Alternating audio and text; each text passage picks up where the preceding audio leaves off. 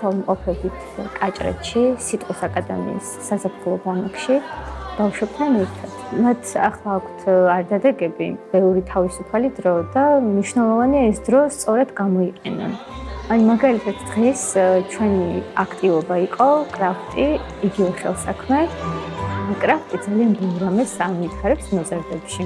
ის ხელს უწყობს კრეატიულობას, წარმოსახვის უნარს, წვრილ მოტორიკას და ერთ ძალიან მნიშვნელოვან რამეს კონცენტრაციას და მოთმინების უნარს.